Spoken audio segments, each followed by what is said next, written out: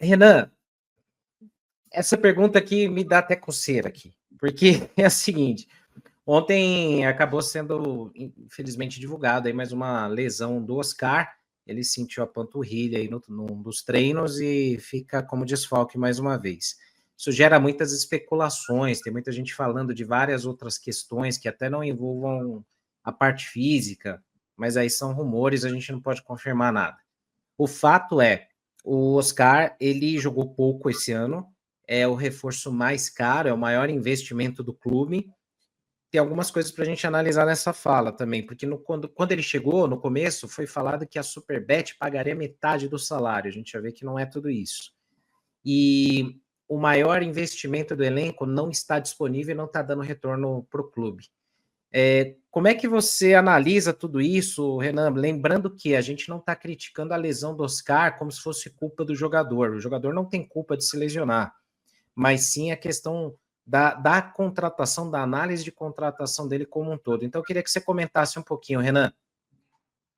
Bom, Senna, a questão do Oscar, a gente falava, né, na época da contratação, eu até assim fui bem incisivo que eu não contrataria, né, pelo valor, um jogador que ganha muito. O São Paulo tinha acabado de anunciar o negócio do FDIC, da contenção de despesas e tal, e você traz um jogador que é um dos maiores salários do mundo jogando na China, você já imagina, não tem coerência na fala. Beleza, mas é o patrocinador que vai pagar. Bom, já não é bem do jeito que foi falado lá no começo, certo? Esse é o primeiro ponto de vista. Né? O segundo, o físico. A gente sabia que o Oscar não... Ele até inicia bem, né? Ali no Paulista, eu acho que ele... O Oscar é um ótimo jogador, ele é um grande jogador. As pessoas não entenderam que ele não poderia, ele não conseguiria jogar o que é o calendário brasileiro, o que é a logística do Brasil. O Oscar não conseguiria render. Ele já está há muito tempo fora e no futebol que joga uma vez por semana e olhe lá, e olhe lá. Então, é isso que as pessoas não conseguiram entender. Mas o que eu esperava que acontecesse com o Oscar? Nos momentos decisivos do ano, nos momentos importantes do ano, ele tivesse à disposição. Ele estava no banco contra o Palmeiras, ele não tinha condição de jogar 20 minutos. Quando o jogo estava. Quando a gente estava ganhando o jogo, ele não conseguiria entrar para controlar o jogo, para comandar o meio de campo. 20 ele minutos. Não saiu do banco para aquecer, Renan. Exatamente, eu reparei nisso também, Kaique. Ele não saiu do banco nem para aquecer. Para que ele foi para o banco?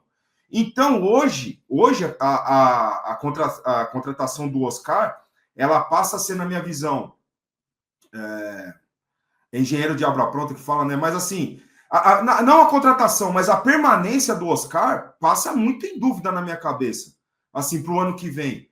Porque é um jogador muito caro, o salário que se paga para o Oscar, você pode ter 3 de ótima qualidade, né? Jogadores mais jovens, jogadores mais prontos fisicamente para te entregar. Você não adianta você pagar pelo nome do Oscar, pela expectativa que o nome do Oscar gera, né, num valor muito alto, sendo que nos momentos importantes, nos momentos decisivos, você não tem esse cara. Então, um exemplo, o Oscar ganha 1,5 milhão, eu prefiro ter 3 de 500. Hoje, para o ano que vem, eu prefiro ter 3 de 500, que vai te ajudar. E, porra, estamos falando de um salário espetacular, 500 mil por mês, né? Jogador de alto nível, é jogador bom, mais jovem, que vai ali, melhor fisicamente, que vai conseguir te entregar muito mais. E o São Paulo hoje, esse São Paulo de hoje, esse novo São Paulo, na minha visão, ele pede isso.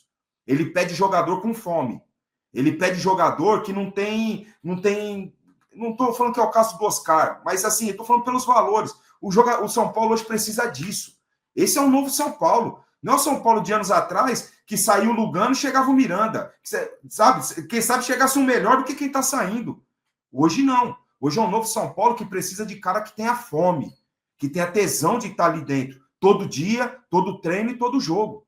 Então, acho que a questão do Oscar passa muito mais por isso. Não estou falando da qualidade, não estou falando que é chinelinho, né? Aquele termo que o pessoal fala, que é corpo mole. Não estou falando nada disso. Só que os valores que são pagos para ele, a condição financeira que o São Paulo tem hoje e a necessidade que o time tem esportivamente, né, de ter os principais jogadores dentro de campo, para mim, fica inviável a permanência do Oscar. Sim, sinceramente, assim, sendo muito sincero, viu, Senna? E aí, Kaique, até para ouvir você também, e antes de te passar a palavra, isso eu fico muito confortável de falar aqui, tanto eu quanto o Renan e outros amigos aqui do Arquibancada, porque não é que a gente está querendo ter razão, não é que a gente está querendo, eu estava certo, não é isso. Mas, cara, a gente tem os vídeos aqui gravados, a gente tem as lives aqui, tem os bons dias que a gente fez, várias lives aqui no Arquibancada, de dezembro do ano passado, de quando começou a se ventilar o nome do Oscar, da gente levantar essa hipótese de falar, cara, na China o ritmo é outro, ele joga metade de uma temporada lá. Aqui, será que ele vai conseguir entregar uma temporada inteira? Será que na hora que a gente precisar do Oscar ele vai estar em condição? Poxa, e assim, ele ganhava, sei lá, 30, 20, 30 milhões de salário lá, mesmo que ele reduza, que o São Paulo tem condição de pagar tudo isso.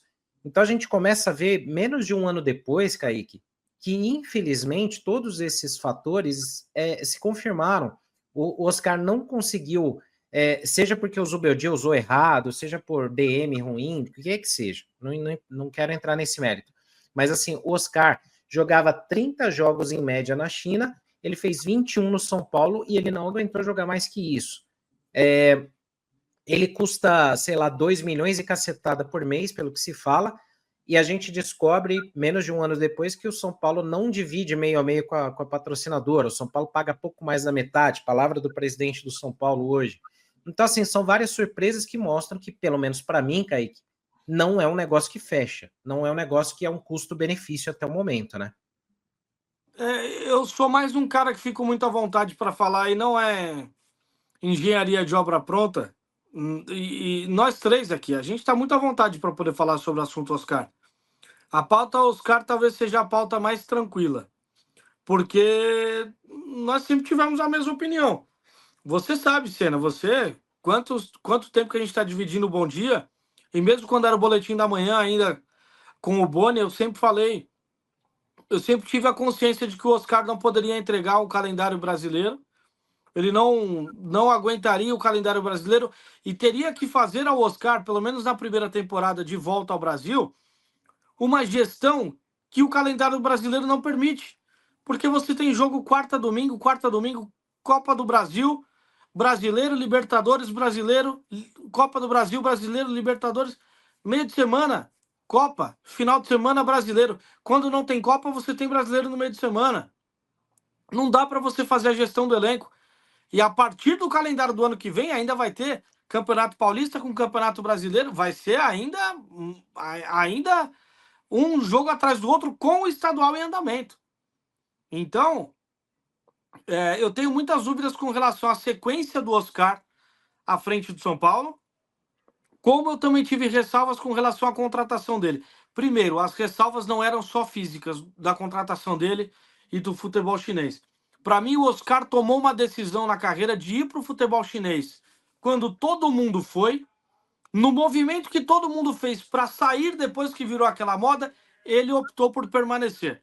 Foram 7 anos pensando mais no lado financeiro, e aí eu respeito, cada um sabe onde o calo aperta e cada um sabe onde quer fazer uma gestão financeira pensando nas próximas gerações.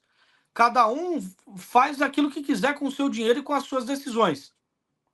Só não me apoie para vir ao São Paulo no ano de Libertadores, um cara que a vida inteira optou.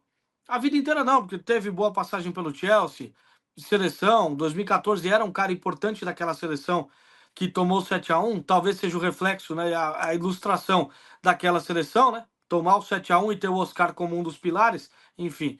Mas eu fico muito à vontade para dizer que é um cara que optou por passar 7 anos num mercado de quarto, quinto escalão, e preferiu a parte financeira. Então, eu sempre tive ressalvas também pela saída, pela forma que ele saiu e pela característica de jogo. Você olha para o Oscar hoje, você tem até uma sensação ruim. Você tem vontade de ir lá dar um abraço nele e perguntar, tá tudo bem? Que você olha para o semblante dele e você vê um cara para baixo, um cara entristecido. Você não vai acreditar que o Oscar, num jogo de Libertadores, vai chegar no vestiário, vai chamar o pessoal, bater no peito e falar, ó, eu sou um dos caras que sou melhor pago aqui, vou chamar a responsabilidade. Você é o líder do elenco. Joga para mim. Joga a bola em mim que eu vou resolver. Não tem, ele nunca teve essa característica. Não é aquele cara que o torcedor de São Paulo pode contar que vai resolver um jogo na hora da dificuldade. Não é. Não é. E aí eu fico pensando, né, só pra gente fechar, os gênios do Beldia, né? Fizeram uma carta do Zubeldia esses dias, né? Puta que pariu. Até escapou o palavrão, que eu nem sou muito acostumado a ficar falando em live. Mas fizeram uma carta do Zubeldia esses dias, né? O ídolo de alguns escalava o Oscar como ponta esquerda. O super veloz Oscar.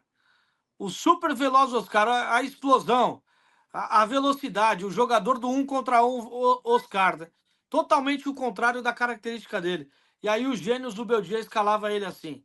Colocou o Oscar, colocou o Lucas lá em Brasília para jogar contra o Velo Clube e contra a Inter de Limeira. Não conseguiu o resultado e ainda estourou os caras pro restante da temporada.